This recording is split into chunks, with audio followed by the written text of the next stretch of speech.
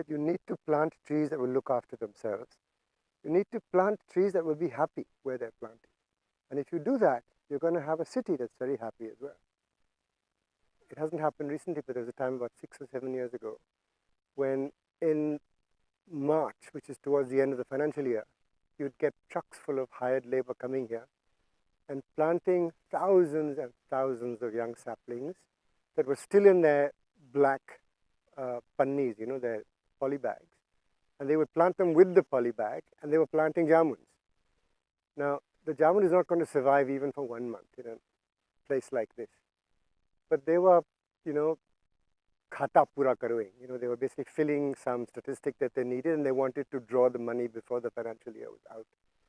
So I'm being cynical, but I'm saying that, you know, one has to take government statistics sometimes with a pinch of salt. Obviously, it's important to plant the right things in the right places, but it's also terribly important that you look after these plants. I've seen plots of land near outlying villages in Delhi where in the size of a plot about the size of 1 or 2 tennis courts, they plant, you know, 600 trees. Now, what's going to happen to these trees, even if they survive? But when they grow up, they're going to start competing for light and space, and more than half of them are going to perish. So the fact that you've planted that many doesn't translate into the survival of that many trees. So it becomes a bit of a joke. If you live in a flat in a multi-story building and you don't have access to, you know, a public park or a nice open space, it's usually possible to just have a beautiful little veranda full of plants. So connecting to nature is something that you can do almost wherever you are. Bilati Kikar Prosopis juliflora was introduced to India in the 1880s as a tree that was unfussy. It didn't require lots of moisture. It was tolerated salt. It didn't need good nutrients in the soil.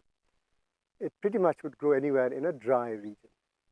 So it was brought into the Punjab. It was introduced into Kutch, and it very quickly ran amok. It wiped out Asia's biggest grassland in Kutch in a matter of decades. It went crazy in the Punjab, and you know, we're standing in a forest that is now completely dominated by the Bilati Kikar. This tract of land, this 900 hectares of the Delhi Central Ridge, is an absolutely amazing space in the center, you know, of a major metropolis like Delhi, and has the potential to become one of the most beautiful urban parks in the world. The British, when they were planting up Lutyens Delhi, spent a great deal of effort and time looking for species that they thought were evergreen. But Delhi's ecology is not one that suits an evergreen tree. Evergreen trees require a lot of moisture to stay evergreen. For a tree that is adapted to Delhi's climate is actually going to shed its leaves come, you know, January or February, because by that time it's been 4 or 5 months since the last rains, and the trees need to shut down and become dormant as an appropriate response to drought. That's the way they survive in this climate.